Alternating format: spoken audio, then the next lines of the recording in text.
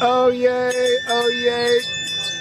Good folk of Britain, it's the final part of our story. It is Britain in 1992. We left around 50,000 people raving at the end of part 2, somewhere in Malvern Hills at Castle Morton. Thank you, Mr. Town Crier. Hello, I'm Zoe Ball. Last week, we told the second part of our story, how UK dance music blew its mind on ecstasy and altered the social fabric of youth in Britain with loved-up toffs rubbing shoulders with working-class kids and casuals. The scene got hyped by the media, somewhat usurped by entrepreneurs and gangsters, and peaked in the biggest rave of all time that went on for days and days. Let's face it, the party couldn't go on forever, and it didn't, due to the Criminal Justice Act that made it illegal for people to gather and listen to repetitive beats. Sometimes I feel like throwing my hands up in the air. I know I can count on you. Dance music historian Frank Broughton. Sometimes I feel like saying, Lord, I just don't care. The biggest influence on the post-acid house evolution of club culture was the Criminal Justice Act. And what that did was force this energy that had been released from being in illegal venues or outside around fields and raves, and made those unlicensed illegal events much more risky and much more dangerous to put on. When food is gone, you are my daily need. And at the same time made all-night clubbing events much easier. The first all-night licence for clubbing in London, I think, was 91, with Turnmills and then the Ministry of Sound. So as the 90s broke, you had this force where the government was trying to stop people getting together for free parties and making it easier for clubs to open longer and to serve this market that had been created. Lord, I just don't care. But you got the love I need to see me. By the early 90s, clubbing was the predominant form of leisure activity in the UK, with vast numbers of young people hungry for the all-night-long experience. The Ministry of Sound was the first of a new breed of club to open in London in September 1991. Every once in a while I get to feeling good. Former Managing Director Mark Rodell speaking in 2002. If you can get new music and new drugs and young people, mix those together, history shows that it's a very powerful thing. And there's a whole generation of teenagers currently growing up where actually music on its own is actually not enough of an entertainment experience. And I think it's going to be the job of nightclubs to actually integrate more than just music into them, a whole sort of visual experience, a more interactive experience. But fundamentally though, even though if you listen to traditional marketeers who will tell you about younger brothers not wanting to do what their older brothers do, dance music's 10 years old, blah, blah, blah, blah, blah, I still think people are going to want to come and meet together on a Saturday night, have a drink and dance around a handbag. Up in Liverpool, a very young club lover and DJ, alongside his partner Darren Hughes, just knew they needed somewhere to dance. James Barton of Cream. By 1992, we felt as though dance music had already gone through its first phase and certainly peaked and in some ways fragmented. And we felt as though some of the original spirit of dance music had been lost by that point. So we wanted somewhere the DJs could play anything they wanted within reason, and we just wanted somewhere that was very much a place for us and our friends to go and listen to the music that we loved.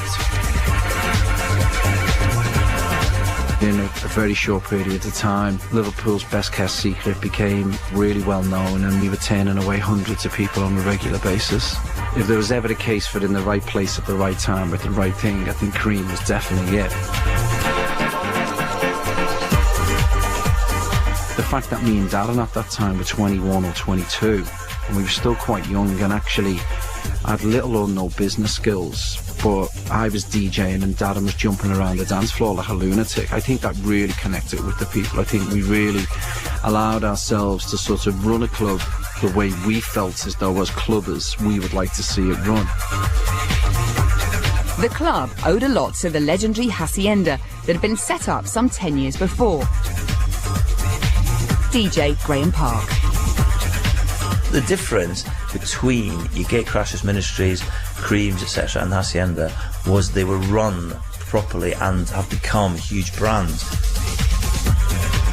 Now the Hacienda grew organically and, as any organic thing, died organically. Well, died of slow, painful death, to be honest, because it was run by hedonists for hedonists. Whereas, like, I mean, I know James Barton from Cream would be the first to admit that the Hacienda was a kind of a blueprint for what they ended up doing. It's just that they ran it properly with accountants and they got the brand right. The success of the Cream brand would go on to provide the template for trance clubs like Gatecrasher in Sheffield in the late 90s, with the club logo becoming a stamp of quality for mixed CDs, touring club nights, the outdoor festival Creamfields, and even on the punters themselves, with Cream's most loyal customers taking the word brand back to its original meaning, the branding of cattle to identify ownership. There was things like the merchandising was selling out regular. Some people even adopting the logo as a tattoo. Some guys tattooing it on their arms, but actually some people tattooing it onto their chest above their heart to demonstrate their passion for Cream. But where I suppose we spent all of our money was on bringing the best DJs in the world to Liverpool and having them play for us. But yeah, the look and the design was very conscious, and I don't think we've ever felt as though at that point we were creating a brand, but we knew we were creating a strong look and a strong identity. At that time, the club itself was already becoming very famous. The perception of Cream, interestingly, outside of the club itself was one of a big, well-funded conglomerate, whereas actually the reality was we were still a warehouse in Liverpool which had very little investment or money spent on it. Our biggest competitors at that point was the Ministry of Sound, and we was the opposite to them. They was a well-funded, well-run organisation. Everything we had, we created. We were self-financing. Probably wasn't that well-run, but we actually didn't care. We sort of really felt as though at that time we were flying by the seat of our pants majority of the time, and we was pushing down walls constantly. We was like, well, why can't we do that? Why can't we do that? We can do this and we can do that. And we used to just poke fun at them in the press just to irritate them, to try and once again continue to fuel the concept of this tribalistic support towards Cream. The stage was set for the DJ, before Acid House, just the person in the corner of the room putting the records on, to become the focus of the crowd's attention. We took the whole DJ thing really seriously. I mean, we really felt as though we wanted to be the biggest supporter of DJs in their craft. Me and Darren felt as though the DJ was going to be the next pop star, and we certainly put them centre stage. I remember the first night of the second year residency like it was only yesterday. Well, I think I can remember most of it. The room was just like absolutely jam-packed. And it came to the time when Paul was coming on. Paul Bleasdale had just come off. Paul Oakenfold sneaked into the booth. And I was standing there with David Levy, who was Paul's agent. And I just recall Paul putting on like a rhythm track and the lights all going down whilst he queued up his first record. He then appears and the crowd go nuts, and then very quickly he plays his first record.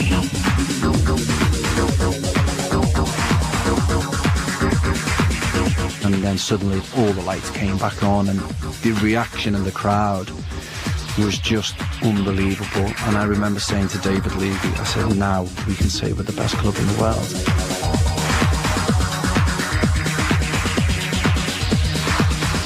A host of new dance music publications needed someone to write about. Author Bill Brewster.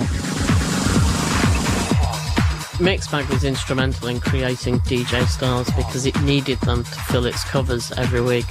And the first DJ star that they created was Sasha. And they effectively tricked him into making this pose of his hands clasped together. And they had a halo behind his head and this question, is he the son of God?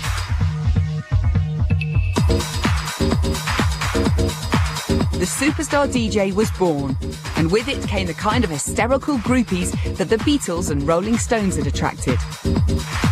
Cover star Sasha. There were people that would follow me from London to Leeds to, you know, you'd have a weekend with 3 gigs in all corners of Scotland in there, and they'd drive the whole country to hear 3 different sets from you.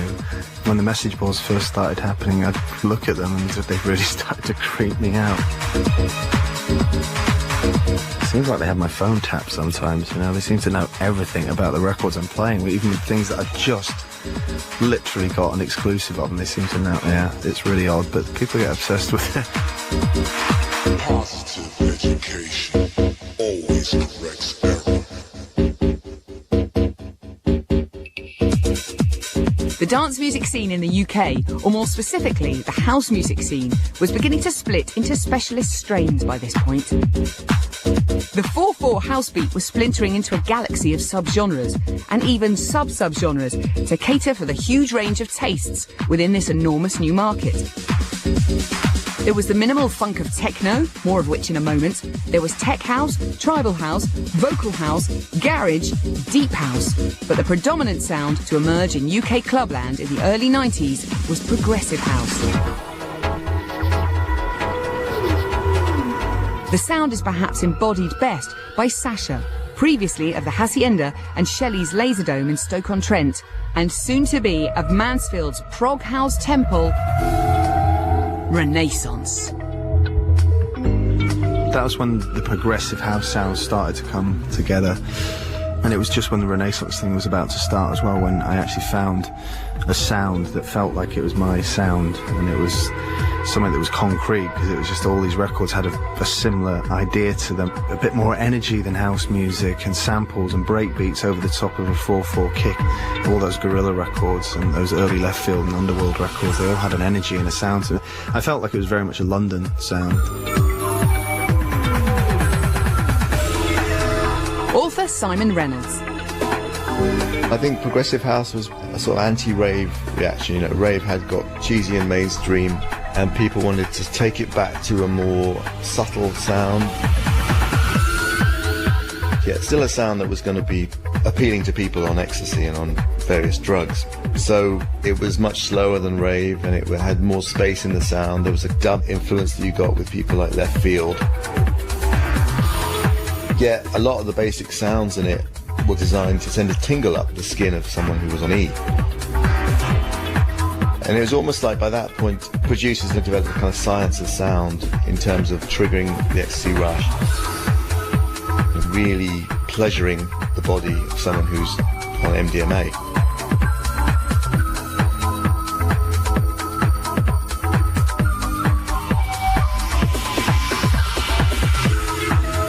Prog house was also a very clinical white sound that didn't do it for everyone, especially the purists who'd been faces on the scene for 10 years or more. I wasn't a great fan of it, I've got to be honest with you. DJ Terry Farley. I've always been a fan of black music, and I was really into songs at that time. I used to go to High and Hope, Norman Jay's club, which was like the first garage club in England, and I much preferred that. But the scene I was playing on was predominantly like Full Circle, and there was Love Ranch, and there was Brain, and all them clubs. They were definitely into that Left Field, and all them clubs were very, very white. There was no black people in there, but certainly at places like Love Ranch, it was just white kids in leather trousers and ponytails. That was it. One strain of dance music that was gaining popularity by this time was techno, which has its origins in the black clubs of Detroit. Dance music innovator Derek May once described techno as like Detroit itself, a complete mistake. It's like George Clinton and Kraftwerk are stuck in an elevator with only a sequencer to keep them company. One of the world's top techno DJs, the UK's Carl Cox, explains the hidden depths to this seemingly cold and mechanical sound. I'm always looking for emotion. I'm always looking for the reason why the person made that record in the first place. And I'll still try and find music to play like that today, which always has emotion, strings, breakdowns, really good grooves, good bass line, funk in the sound. And it's only because where I came from, that's what I grew up with. I love funk music, you know, I love soul music, I love Latin jazz, and all these elements have to be in this record somewhere. I can't just play soulless music. For me, I don't get inspired by that. So if I find a record which is synonymous with what I feel compelled to play, then that's the Carl Cox sound.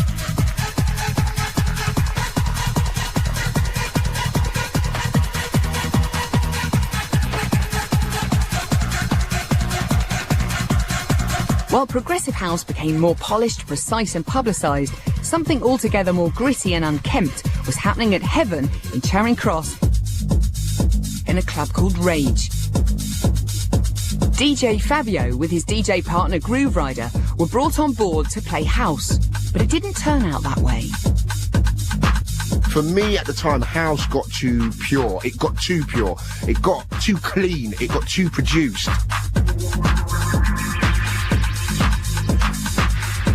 We used to play the odd breakbeat song and realised that the real ghetto kids loved it.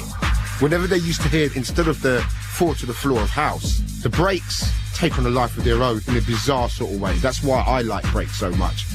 And the kids seem to have this affinity with breakbeat.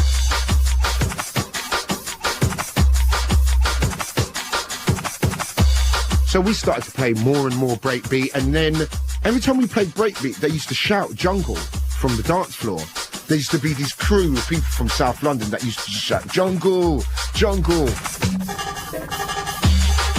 And that's how the name was coined. People then started calling it jungle, and we kind of changed the emphasis of the night. You know, it'd been a real purist house night when it first started, and we mutated it into this mad breakbeat driven night. As prog house became more euphoric and uplifting, celebrating ecstasy, jungle got its kicks through fear. It was the slasher movie to prog house's chick flick. I'm sorry, Mr. Cook. He died of an overdose. I'm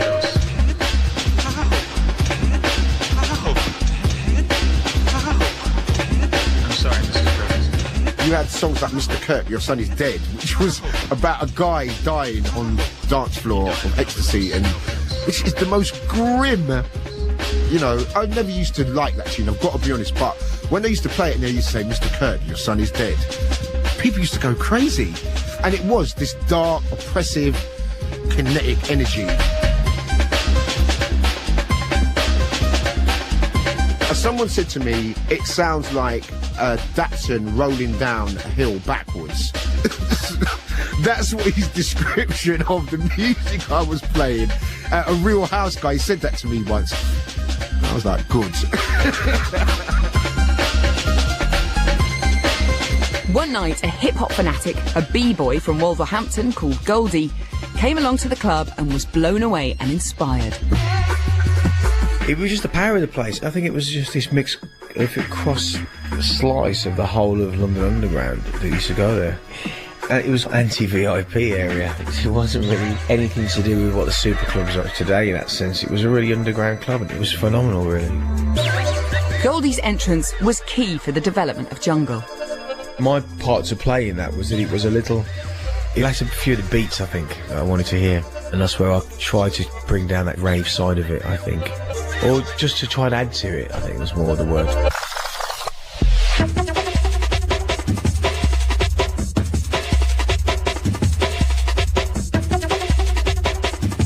It was time stretching that would define the jungle sound. When Goldie came on the scene, we had our first star, incredibly talented guy who was a graffiti artist who came with them same textures and brought it to this music that he loved called drum and bass, jungle. Terminator is out there. He changed a lot of things. He came time stretch, using fast vocals and crushing it down so it would fit. Time stretching is when you take someone saying or singing something normal and you manipulate it to make it sound somewhat different. There were pieces of equipment that were being used by guitarists that I thought to myself, this would be really, really, really good. And I asked Mark Rutherford particularly. I think it was Terminator was a piece in question that was really the most groundbreaking thing that had ever happened as far as underground music was concerned here. And I'd asked him about this piece of equipment in the studio. It was in Arlington Street in Camden. I said, well, that's a harmoniser. It's a HF Harmoniser 3000. He said, they're really expensive. It was about £5 or £6 grand at the time. We're talking about things that I haven't done yet. And I thought, what does it do? And he said, well, it's for guitarists to play, to chorus themselves. If they want to play at a certain chorus, a certain pitch, then it would allow the guitarist to chorus himself, and it'll sound like he's got 7 or 8 guitarists playing, but at different pitches. Okay, that's interesting. So what happens if you put electronic music into it? He goes, well, we've never tried it. I said, well, let's try it then.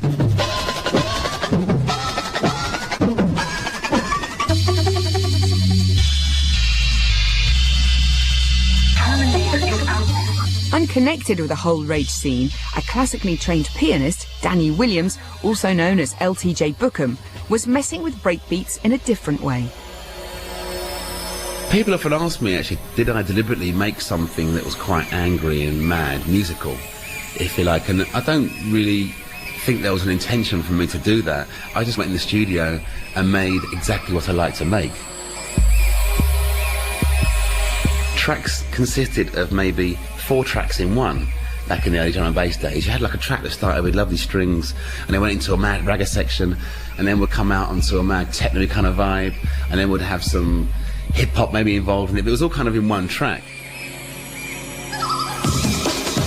I used to pick little bits and sections, a bit like a hip-hop DJ would pick a breakbeat and repeat that section, and I would always lean towards the more musical sections of those tracks and maybe chop in that bit, and then when it would go into something else I'd mix that out and do different bits and pieces. And I suppose that's how my sound evolved. And then when I started looking records in '92, I wrote a track called Demon's Theme, which was actually made in 1991, and that was really my take, my version of what was going on.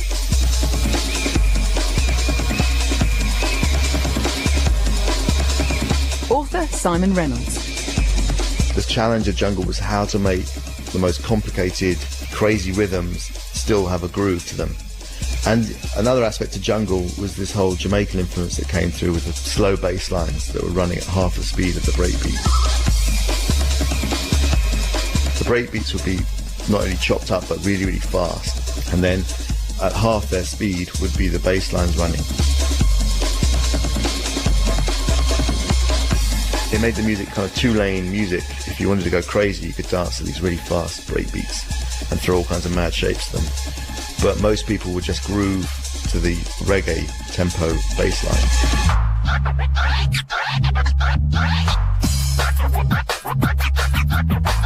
The jungle was associated with a shift from ecstasy being the paradigm drug to really strong marijuana being the paradigm drug. And that's why the bass became so important. The possibility to dance to the music at 2 tempos meant that the scene split into jungle and a form of breakbeat, which became known as intelligent drum and bass. LTJ Bookham. I think the tag intelligent drum and bass actually stinks. If you're going to say to a group of people that one guy makes intelligent music, then what does someone else make? Unintelligent music? Or, so I think it's a wrong tag. I understand what people meant.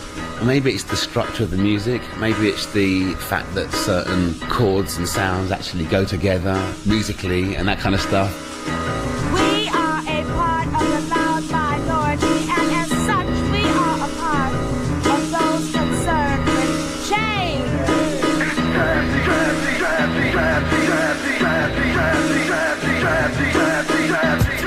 Fabio.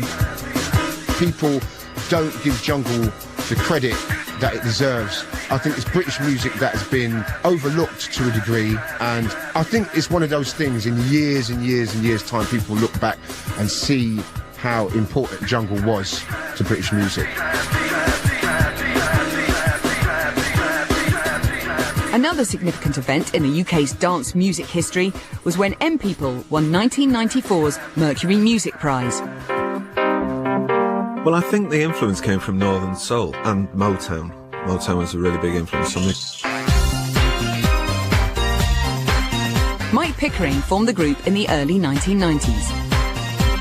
I was playing, by that time, 5-minute tracks of bass and drums, and What I loved about Motown was the 3.5-minute songs, verse, bridge, chorus, and they were amazingly melodic, still stand the test of time. Tamla Motown is the greatest record label of all time. Done me wrong, your time is up.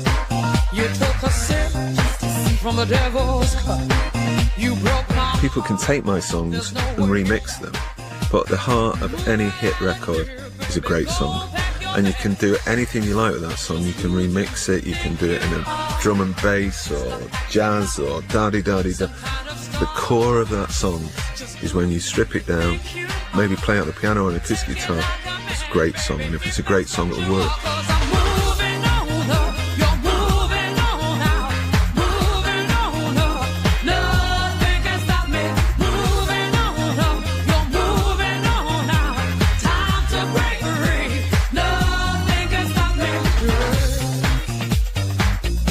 We proved that dance acts, club acts, could cross over and could go big time. So I think we showed the way for a lot of bands to come out of the club scene.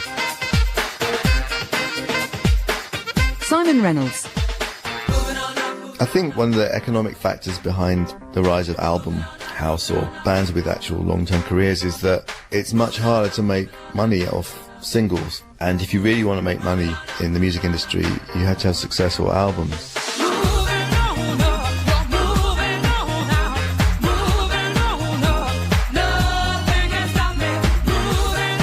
You're listening to the definitive history of UK dance music on BBC Radio 2.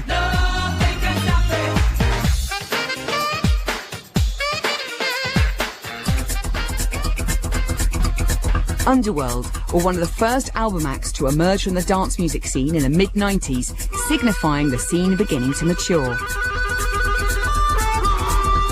They were DJ Darren Emerson, Rick Smith, and vocalist Carl Hyde.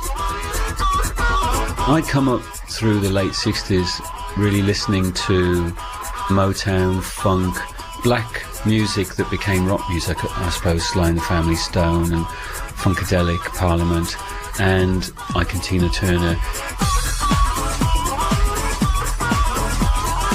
Those things were really interesting, the way that a funk rhythm guitarist would play in loops over and over and over and over again, and that's largely what I did as a kid, was play funky rhythm guitar.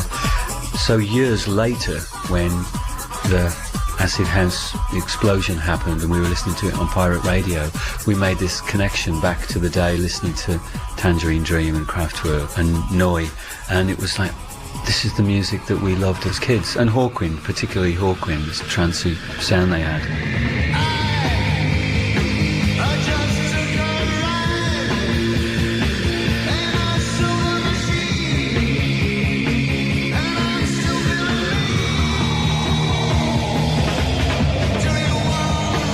Simon Reynolds. The key thing that makes it work to a home-oriented listener is having variety, like lots of different kinds of tempos and styles on a record is one thing that makes an album work. And then the other thing is having this sort of vocal element and a lyrical element. Underworld always had that element. Our plan was, wouldn't it be great if a band could play without spoiling the vibe, without making people look at the stage?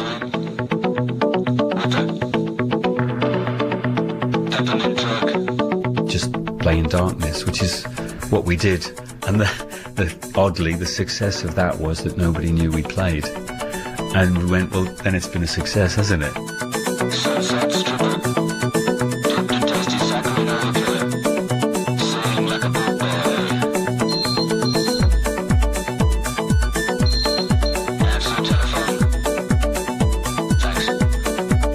It had sounds in it that indie kids recognised, and also kids that were into acid house music, trance as it was becoming then. And it was a live band too that was taking some of the old traditionalist ideas and mashing them up with stuff that DJs were doing.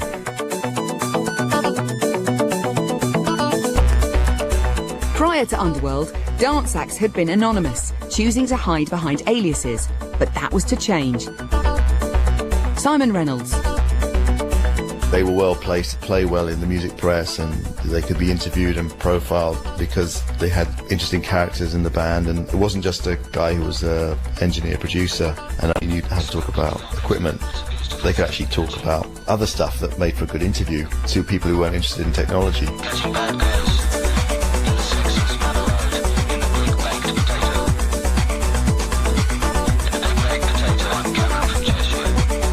It was to be the use of an Underworld track in a Danny Boyle film released in 1996, which was to signify dance music's complete dominance of the musical landscape. Bill Brewster. The definition of that period was when Trainspotting came out and Underworld were on the soundtrack, and it just felt like dance music had taken over the world because Underworld were on the radio all the time over that summer.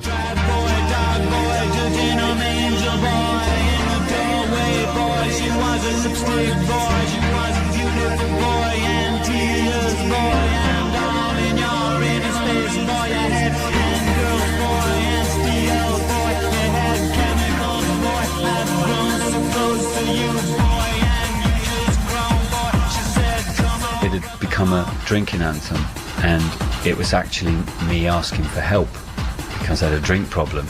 So it was kind of quite horrific to be going out playing, singing this tune, and then the cans of lager would get raised and you'd think, oh, somebody's missed the point here.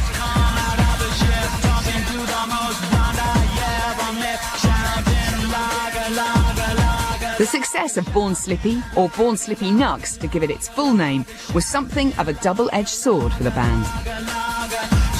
What we felt was the minute we raised our head above the parapet, everybody would be in with their opinions and their pressures, and you should be this and this is what you should do, and then comparing us, and if you don't follow it up with another hit, obviously you're a failure. And we thought, we don't want any of that. We're really happy. We're doing really well. So why would we want to get back onto the treadmill of being in the blooming charts? It just sucked. Everything we said would happen. Oh, you should be this and you should do that. Follow it up with another Born Slippy and you could be the biggest. And it was, we don't want to. We tried being pop stars in the 80s and we were rubbish at it. We just wanted to be left alone to make the music that we wanted to make and not have to be part of that world of judgment that goes on where you're exposed to just nonsense that people want to get into your life. Meanwhile, down in Brighton, something entirely different was beginning to ferment. I just lay back and let the big beat lead me. Something big I just lay back and with a beat. I just lay back and let the big beat lead me. I just lay back and let the big beat lead me. I just lay back and let the big beat lead me.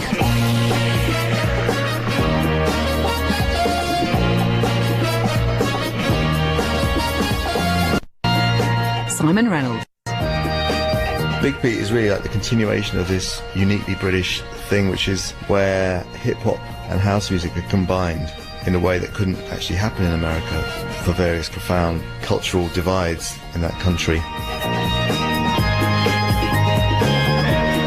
You have the housey riffs and vamps and the whole ecstatic element, but you also have these boombastic bass lines. And a third factor is a kind of rockiness that they had, you know, this love of big riffs.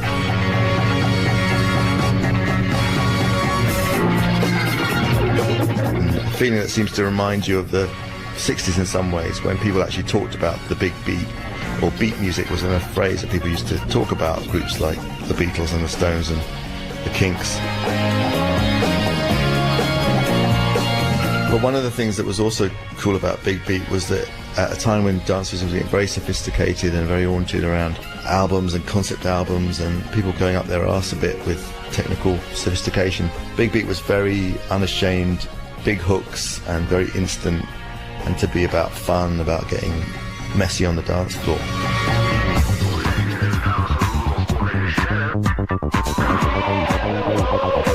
A lot of people criticised Big Beat and said it was like dance music for students and that it was very beery and laddie, but it did bring back this great spirit of unpretentious fun and refocus people on the killer anthem.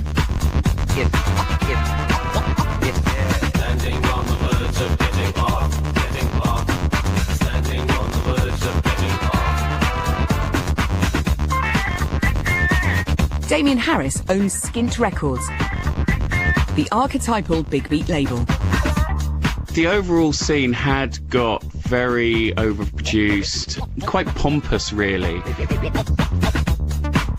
A group of us used to go around to Norman Cook's house. It was called the House of Love then.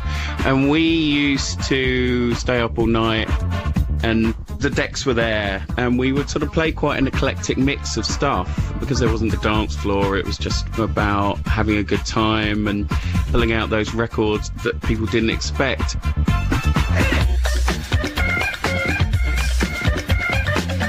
It was quite eclectic, and you could pick up an old weird techno B-side next to an old soul track, and it was that as a whole that influenced the Big Beat Boutique.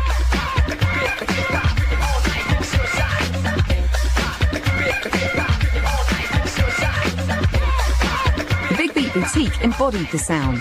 Here's a contemporary report from the club, although this presenter needs some work. I apologise.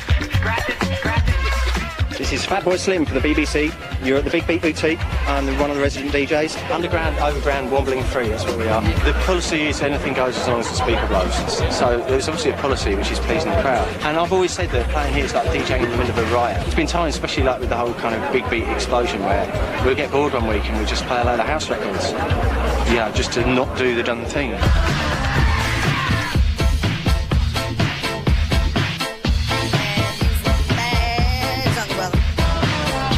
Big Beat Boutique was great. It was at the old Concorde. Yeah.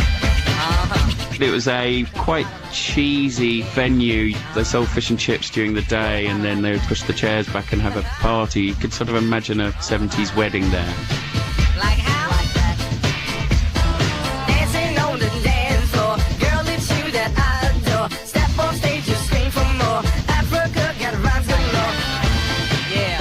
And it was ideal for us. It was a very low ceiling, and again with the super clubs rise around that time, it was quite a nice alternative for people. You just walked in and you felt like it was something a bit different, and you felt like you could have a laugh rather than stand there and worship a DJ.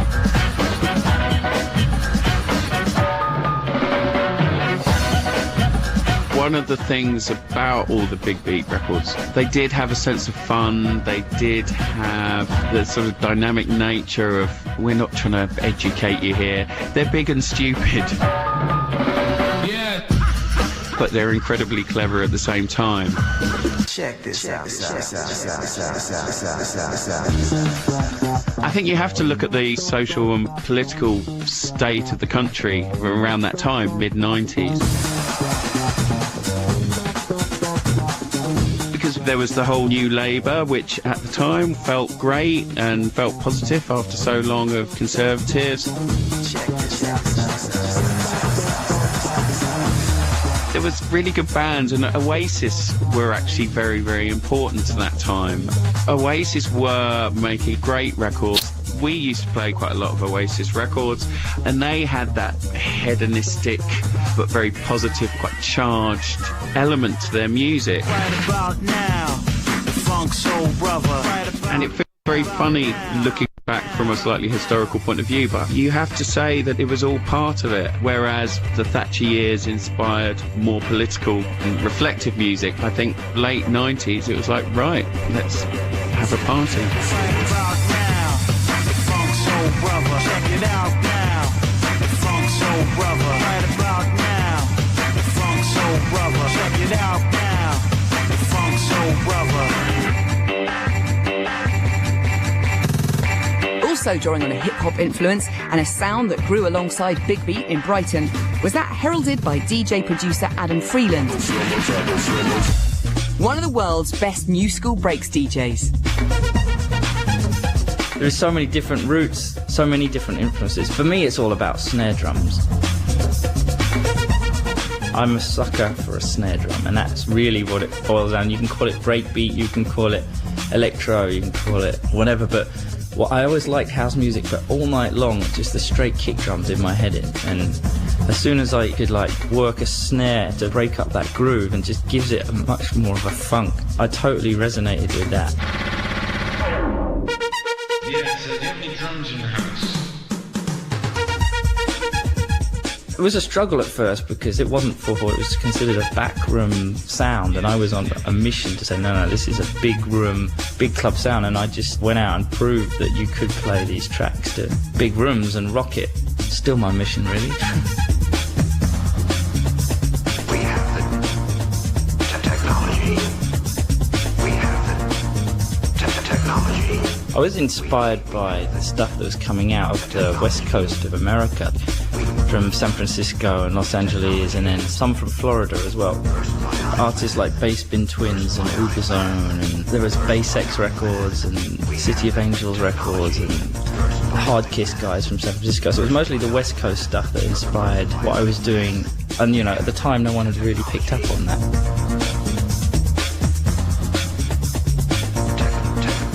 Generally, it seemed that sort of music came from coasts, be it West Coast, East Coast, South Coast of England, Brighton, hence the idea for coastal breaks.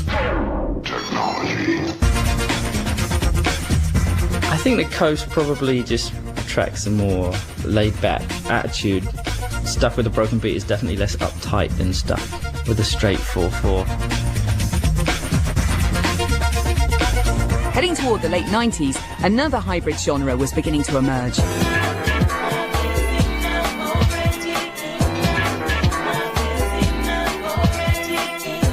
The thing about UK Garage and two-step is it's another example of a sound that, if you break it down into its constituents, nothing actually comes from the UK, but it's a combination that could only happen in Britain. Author Simon Reynolds. The R&B element that came from people clocking the amazing R&B that was coming out of America in the late 90s, Timbaland and people like that.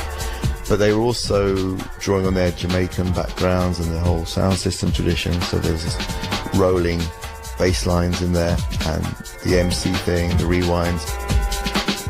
There was a house element, there was an element that was coming out of jungle with really complicated, intricate beats. Come on, come on, come on, come on, come on, come on, come on, come on. Two-step to me was kind of like adult hardcore, or rave for people who'd grown up and they were into a more sophisticated vibe, into clothes and looking really good and spending the money they now had now that they were actually grown up and earning a bit. But it still had this spirit that tied it into rave, and you had two-step and speed garage remakes of rave classics, and it was very much like a continuum. Come on, come on. In the late 90s, the superclubs were an undeniable influence on a new generation of DJs, whether you hated them or you couldn't get a gig. In London, DJ Spoonie was a frustrated house DJ. Come on, come on. Established DJs in the UK were playing house music, and it was very hard for up-and-coming DJs to break into that. All right, you'd get the odd gig where you could do warm-up DJing, and I used to play at Garage City, which at the time was London's #1, maybe the UK's #1 for soulful house music, because it was the only club night really doing that. But it was hard for the up-and-coming DJs. So DJs such as Mickey Sims and Matt Jam Lamont started their nights on Sundays down the road from the Ministry of Sound. And with it came a different flavour. Some say that love unreturned ain't nothing more than an obsession, but I believe you're feeling me, 'cause this attraction is just too strong. You got me and I'm crazy, love.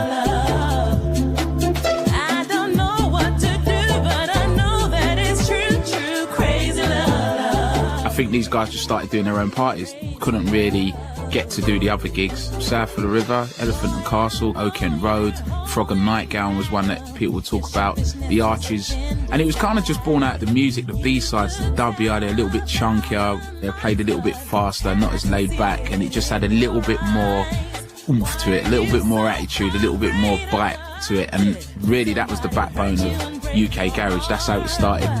Love's a gamble, sometimes lost, but you never give in, 'cause this time may be your time to win. To miss it could be crazy love. Come 2000, 2001, it was unbelievable. Everybody was listening to it. Victoria Beckham made a record with True Steppers and Dane Bowers.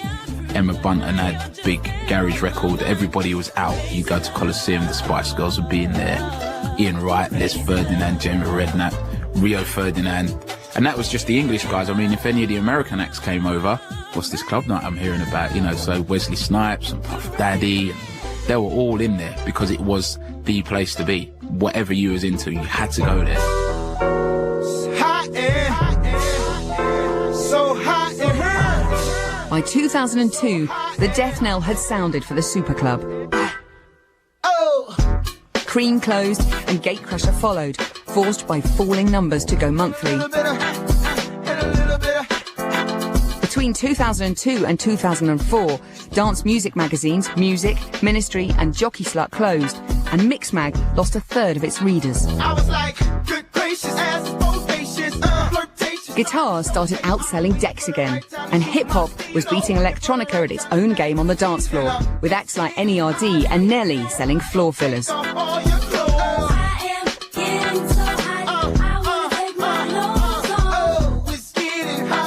Dance music in the UK had gone underground again.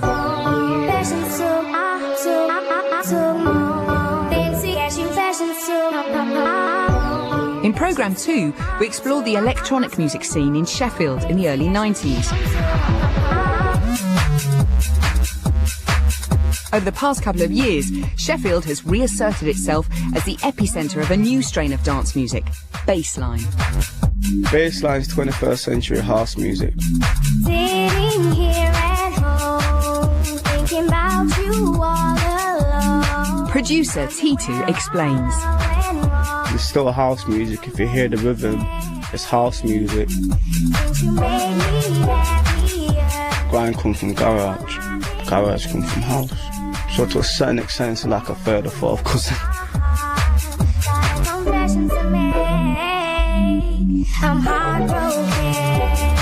Every 21st century music that comes on right around now, is electronic.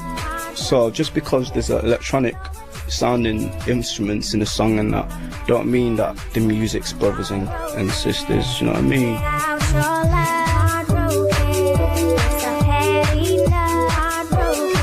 Two other new distinctively UK sounds to emerge recently are grime, mainly a London sound, and a type of fusion known as dubstep. DJ Fabio. I think the legacy of jungle is that it was the first British music since punk to make an effect inside and outside the country. Since punk music, we had nothing at all that we created. Jungle is our own creation, totally. Since then, we've had UK Garage, which came from jungle, in the fact that it took elements of jungle, the B lines and stuff, and made it more dancey and girly and groovy. And now you've got grime and you've got dubstep, which is huge now, and that is like slow drum and bass. So I think it's exciting times. I think dubstep is a real bastard cousin of drum and bass, without a shadow of a doubt.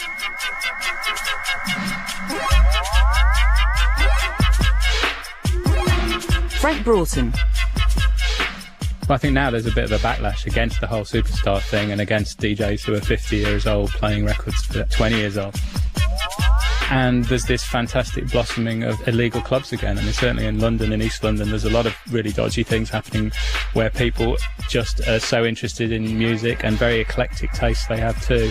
And they're just driven by a love of music again, which is great. Benga is a dubstep producer from Croydon, the crucible of the sound. A 14-year-old Benga and his friend Scream had nothing to do, so began making their music on their PlayStations and eventually on a PC with a software package called Logic. The sound is a pick and mix of influences. When it comes to you building the idea of what you like and stuff, it's more just taking little things that I like, the top lines out of rock music, let's say. Out of commercial music, there was always like really great hooks. So I'd even listen to like Britney Spears and stuff just because I like the top lines. Tempo-wise, garage suited me. I liked it around 130, 140. Wasn't too fast, wasn't too slow for me. And then everything from drum and bass, like the bass line and how dark it was, that drew me in. When it came to me producing, I actually just sat down and thought, what do I want to do? Definitely do listen to the bass lines and think, right, that bass line is really strong, I like that. And the way the pattern moves is great. But I think for the songs that I know that are big in dubstep, that I've crossed over massively, I would say Request Line, Top Line, like the melody, you know, it's catchy, you remember it. You may think, well, I don't like dubstep, and you say, oh, I listen to Request Line, oh, it's alright. But then Ghost Eat, you wake up and you're humming that riff. So what is it about Britain? What is it about our mongrel nation that throws up such a diverse intensity of dance music? Breaks DJ Adam Freeland. If you look at house music, right, it came maybe from Chicago, but it took the Brits to twist it before it would blow up and be exported back to America and become a big scene. And I think the same with what we were doing, you know, it was like taking influences from the American tracks, but also being super inspired by the UK drum and bass scene and mashing those influences up. And that's what Britain is really good at. It's just a cultural melting pot, and it's because there's not really anything else to do other than drink beer and make tunes in England.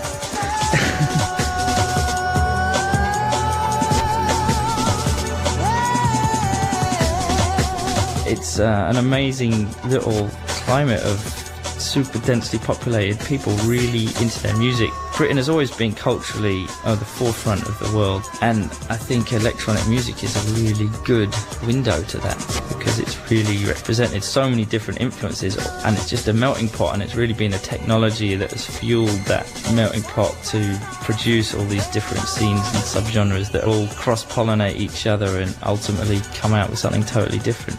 Britain should give itself a pat on the back for its influences in the electronic scene worldwide.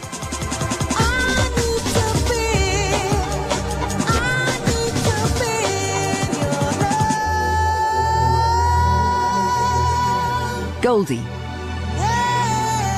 Out of all the experience that I've gained from electronic music, and actually from an inverted way actually becoming a DJ, I was effectively a producer that then began to play records.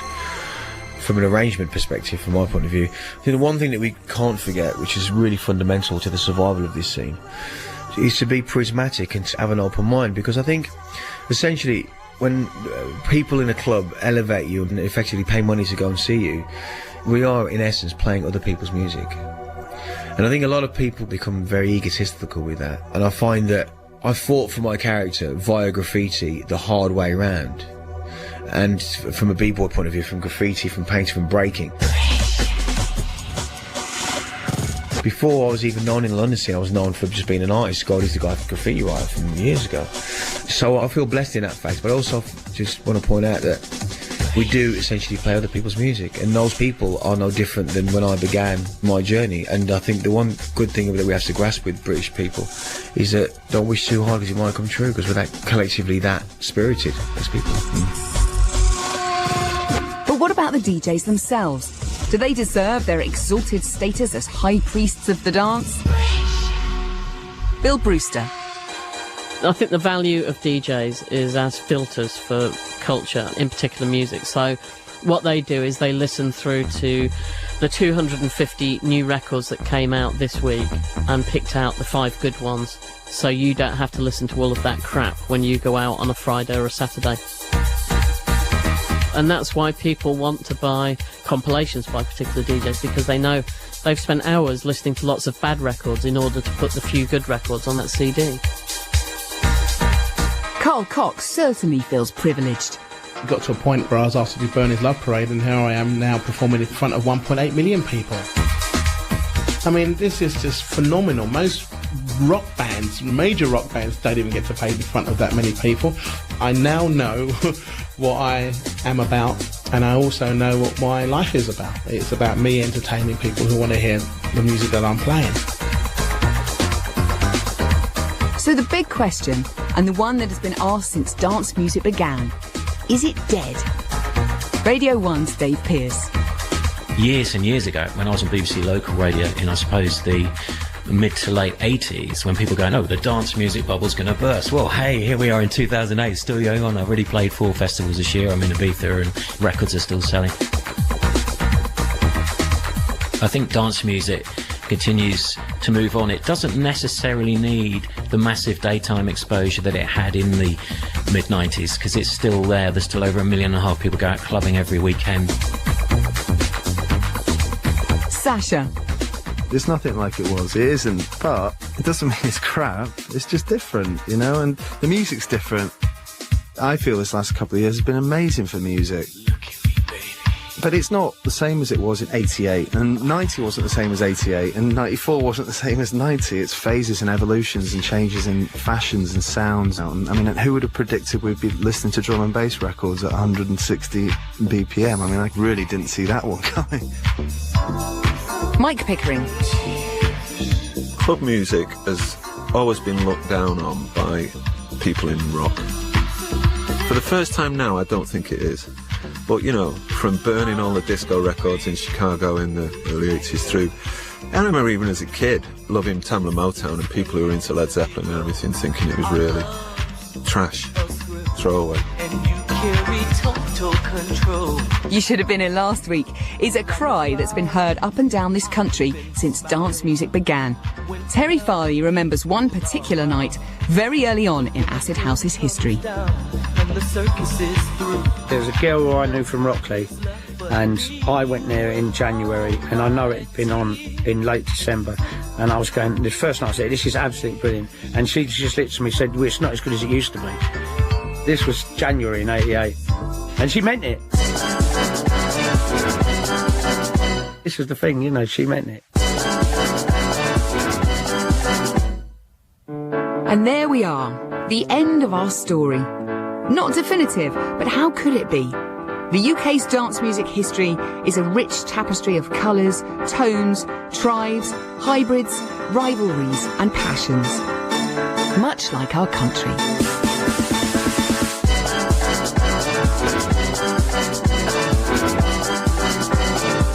The Definitive History of UK Dance Music was produced by Simon Poole and Vivian Perry. Research by Lucy Greenwell and audio production by Chris O'Shaughnessy. This has been a unique production for BBC Radio 2.